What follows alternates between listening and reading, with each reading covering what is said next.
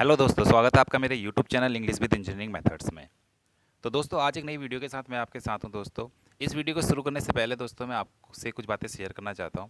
दोस्तों, English speaking ना आने के बहुत सारे रीज़न होते हैं और उनमें से एक रीज़न ये है दोस्तों कि हम जब भी हमारे पास कोई सेंटेंस आता है या फिर कोई वाक्य आता है और हम उसको ट्रांसलेट करना चाहते हैं इंग्लिश में और हम नहीं कर पाते हैं, तो हम ये सोचते हैं कि हमें इंग्लिश नहीं आती है या फिर हम इंग्लिश स्पीकिंग नहीं कर सकते। और दोस्तों, कई बार टेंस, मोडाल, प्रीपोजिशन, आर्टिकल आने के बाद भी still we feel that we are not able to translate some sentences Hindi to English.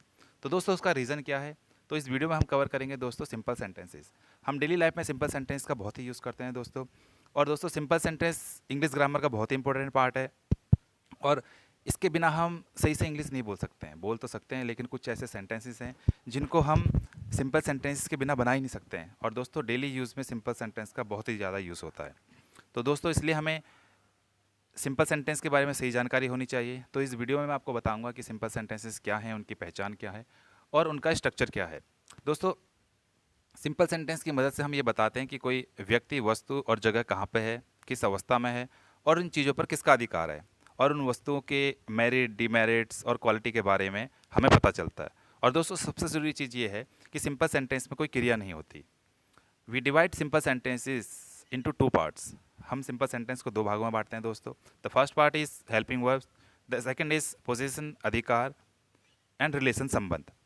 तो दोस्तों, हम इस वीडियो में देखेंगे कि किस तरीके से हम सिंपल सेंटेंस का यूज़ करते हैं। हेल्पिंग वर्ब्स से कैसे सेंटेंस को बनाते हैं, हेल्पिंग वर्ब्स कौन कौन से हेल्पिंग वर्ब्स हैं जिनकी मदद से हम सिंपल सेंटेंस को बनाते हैं, और पोजीशन, अधिकार और रिलेशन के केस में हम किस तरीके से सेंटेंस को बनाते हैं।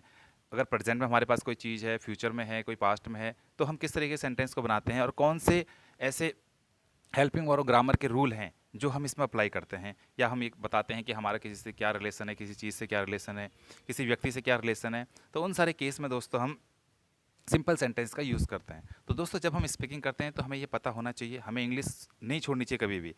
और उसके कोई चीज़ नहीं कर पा रहे हैं तो उसका रीज़न हमें पता होना चाहिए कि उसका एक्चुअल में रीज़न क्या है। तो दोस्तों, हेल्पिंग वर्ब्स के फर्स्ट केस में हम देखेंगे कि हेल्पिंग वर्ब्स के किस तरीके से हम सेंटेंसेस को बनाते हैं। और दोस्तों, इस वीडियो में हम कवर करेंगे प्रेजेंट सिंपल टेंस की हेल्प से। Is, am, are. इज है के लिए यूज़ होता है, एम हूँ के लिए, और आर है के लिए। दोस्तों, नोट, आई के साथ हमेशा एम यूज़ करते हैं, इज के साथ ही, she, it and singular noun के साथ यूज़ करते हैं। Are, we, you, they and plural noun के साथ हम आर का यूज़ करते हैं। दोस्तों, अफर्मेटिव एंड पॉजिटिव सेंटेंस के केस में हम स्ट्रक्चर देखते हैं, subject plus is, am, are plus object. Example के थ्रू समझते हैं दोस्तों। ही इज़ नाइस, वह अच्छा है। ही इज़ ब्रेव, वह बहादुर है। आई एम ब्रेव, मैं बहादुर हूँ। ही इज़ पोलाइट, वह विनम्र है। तो दोस्तों, हमने देखा कि किस तरीके से इन चार सेंटेंसेस में हमने किसी के बारे में बताया, किसी के बिहेवियर के बारे में बताया, वो अच्छा है या बुरा है उसके बारे में बताया, ये बताया कि मैं पोलाइट हूँ या कैसा हूँ। तो इस तरीके से हम सिंपल सेंटेंस में बताते हैं। Next example is he is a teacher, वह एक शिक्षक है। आई एम एन इंजीनियर, मैं एक इंजीनियर हूँ। The light is on, light चालू है। योर फ्रेंड इज़ हेयर, आपका दोस्त यहाँ है। तो दोस्तों, हमने देखा कि इस वीडियो में हमने किस तरीके से हम सिंपल सेंटेंस को समझ रहे हैं एग्जाम्पल के थ्रू, और इन एग्जाम्पल में हम किस तरीके की बातें बता रहे हैं, किस तरह की अवस्था के बारे में बता रहे हैं, उनके बिहेवियर के बारे में बता रहे हैं। ये सब हमें सिंपल सेंटेंस में पता चलता है। नेगेटिव सेंटेंस का स्ट्रक्चर देखते हैं दोस्तों। Subject plus is, am, are plus not plus object. Example के थ्रू समझते हैं। He is not a good person, या हम इसको इस तरीके से बना सकते हैं, he isn't a good person. आपने मेरी लास्ट वीडियो में देखा कि किस तरीके से हमने कॉन्ट्रैक्शन को समझा, कॉन्ट्रैक्शन के शॉर्ट फॉर्म, लॉन्ग फॉर्म और उनके प्रोनाउंसिएशन को। तो आपने कोशिश करनी है कि इनकी प्रैक्टिस भी की जाए। वह एक अच्छा इंसान नहीं है। दे आर नॉट हेयर, वे यहाँ नहीं है। You are not a right man, तुम सही आदमी नहीं हो। You are not useless, we are not useless, हम बेकार नहीं हैं। I am not a musician, मैं संगीतकार नहीं हूँ। I am not in office, मैं कार्यालय में नहीं हूँ। आई एम नॉट देयर, मैं वहाँ नहीं हूँ। ही इज़ नॉट वेल, उसका स्वास्थ्य ठीक नहीं है। तो दोस्तों, इस तरीके से सेंटेंस के थ्रू हम ये बताते हैं, अपनी स्थिति के बारे में बताते हैं, अपनी पोजीशन के बारे में बताते हैं। अगर मैं बताना चाहता हूँ कि मैं यहाँ पर नहीं हूँ, तो मैं बताऊँ कि आई एम नॉट हेयर। या फिर मैंने जैसे इस तरीके 7 नंबर एग्जाम्पल में बताया कि आई एम नॉट देयर, मैं वहाँ नहीं हूँ। तो इस तरीके के बारे में, अपने लोकेशन के बारे में हम बताना चाहते हैं, किसी चीज़ की लोकेशन के बारे में बताना चाहते हैं, तो हम इस तरीके के सेंटेंस के थ्रू सिंपल सेंटेंस के थ्रू हम सेंटेंस को बनाते हैं और स्पीकिंग में ज़्यादा से ज़्यादा यूज़ करते हैं। तो दोस्तों आपको पता चल गया होगा कि किस तरीके के हमें सेंटेंस बनाते हैं और कहाँ हम लैग करते हैं। पॉजिटिव इंट्रोगेटिव केस में देखते हैं दोस्तों, इसको क्लोज एंडेड और यस नो क्वेश्चन कहते हैं। स्ट्रक्चर रहता है दोस्तों इसका, is am are plus subject plus object. Example के थ्रू समझते हैं, इज ही एन इंजीनियर, क्या वह एक इंजीनियर है। तो दोस्तों जिस तरीके से आपने देखा कि ये close ended yes no question है, तो इसका आंसर यस और नो में होगा। आप या तो यस कहेंगे या फिर नो कहेंगे। Next is are you fine, ठीक हैं आप, या आप ठीक हैं, यस और नो में आंसर होगा। आर दे हेल्पर्स, क्या वे मददगार हैं, इसका आंसर भी यस और नो में होगा। Is he perfect in math, क्या वह गणित में परिपूर्ण है, क्या उसे गणित के बारे में पूरी नॉलेज है, जानकारी है, तब भी आपका आंसर यस और नो में होगा। इज़ ही ए म्यूजिशियन, क्या वह संगीतकार है, इसका आंसर भी आपका दोस्तों यस और नो में होगा। तो हमने देखा दोस्तों कि कैसे हमने क्लोज एंडेड क्वेश्चन सेंटेंसेस को समझा एग्जाम्पल के through.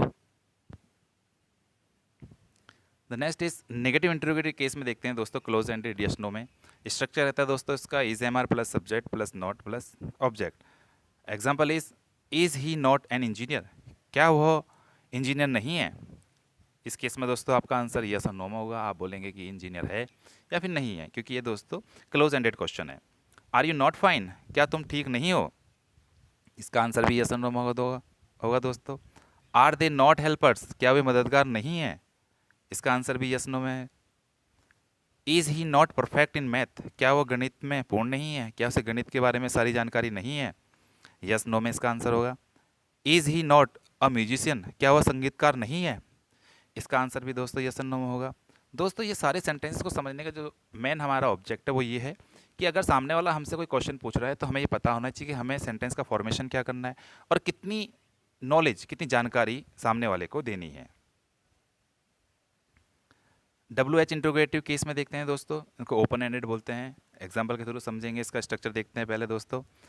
WH plus is am are plus subject plus object. Example where is he, वह कहाँ पर है। तो दोस्तों हमें बताना पड़ेगा आंसर इसका, ही इज़ एट होम, वह घर पर है।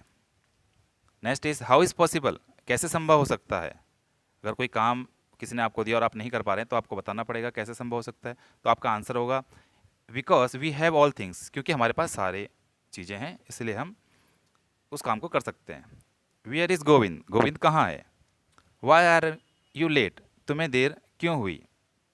Why are you, who are you, तुम कौन हो। हु आर दे, वे कौन है। तो इस तरह के सेंटेंस को दोस्तों हम ओपन एंडेड क्वेश्चन बोलते हैं, क्योंकि हमें इसमें जानकारी देनी होती है कि सामने वाला किस तरह के क्वेश्चन पूछ रहा है और हमें उसको कितना आंसर देना है, क्या किस तरह की नॉलेज सामने वाला हमसे चाहता है। जैसे कि हमने देखा कि वेयर इज़ ही में हमने बताया कि वह घर पर है, वह कहाँ है, तो हमने बताया कि ही इज़ एट होम। तो इस तरीके से हमने सेंटेंस का फॉर्मेशन करना है। Next WH negative interrogative case में देखते हैं दोस्तों, ओपन एंडेड बोलते हैं इन्हें। स्ट्रक्चर है WH plus is am are plus subject plus not plus object. Example के थ्रू समझते हैं, why is he not an engineer, वह इंजीनियर क्यों नहीं है। तो दोस्तों हमें इसमें आंसर देना पड़ेगा कि वह इंजीनियर क्यों नहीं है, क्योंकि ये ओपन एंडेड क्वेश्चन है। इसका आंसर होगा ही इज़ पुअर, जो भी उसका रीज़न होगा, कारण होगा, वो हमें बताना पड़ेगा कि he is here, he is poor, वह गरीब है इसलिए वह इंजीनियर नहीं है। Next is how are you not good, तुम कैसे अच्छे नहीं हो। कई बार हम ऐसा होता है कि हम बताते हैं कि हम अच्छे नहीं हैं, तो सामने वाला हमसे पूछता है कि तुम क्यों अच्छे नहीं हो, कैसे अच्छे नहीं हो। तो आप उस कंडीशन में जवाब दे सकते हैं कि I always speak the truth, मैं हमेशा सच बोलता हूँ, तो that's why I am not good. Why are they sick, वे बीमार क्यों हैं। आप उस कंडीशन में बोल सकते हैं कि they are hungry, they don't have money, they don't have food. जो भी रीज़न हो वो आप इस तरह के सेंटेंस में बता सकते हैं। Why are they not at the gym, वे जिम में क्यों नहीं है। उस कंडीशन में भी आपको बताना पड़ेगा कि वे जिम में क्यों नहीं है। लॉन्ग आंसर है, ओपन एंडेड है। Why are they not at the office, वे कार्यालय में क्यों नहीं है। आप बता सकते हैं today is rain, so that's why they could not go to office, आज बारिश है तो इसलिए वो ऑफिस नहीं जा पाए। तो आपको जो भी रीज़न है वो आपको बताना पड़ेगा, क्योंकि ये दोस्तों ओपन एंडेड क्वेश्चन हैं। Why is he not a rich person, वह एक अमीर व्यक्ति क्यों नहीं है, या फिर वह एक अमीर आदमी क्यों नहीं है, या फिर उसके पास पैसा क्यों नहीं है। तो दोस्तों हमने देखा कि किस तरीके से हम सेंटेंस को बनाते हैं सिंपल सेंटेंस के थ्रू। इंट्रोगेटिव सेंटेंसेस क्या होते हैं, WH सेंटेंसेस क्या होते हैं, ओपन एंडेड, क्लोज एंडेड, हमें किस तरीके के क्वेश्चन का आंसर देना होता है, और दोस्तों इस वीडियो से मुझे उम्मीद है कि आपको बहुत सारे आपके सवालों का जवाब पता चल गया होगा और अब now you are able to translate any single words, any single sentence Hindi to English.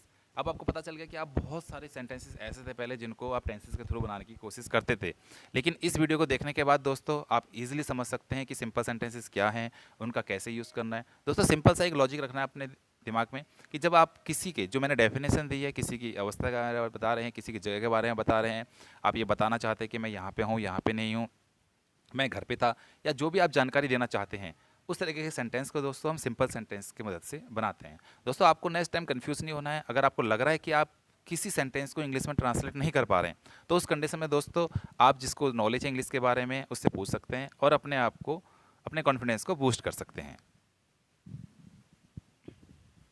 Thanks for watching. Please like, share and subscribe my channel. Thank you.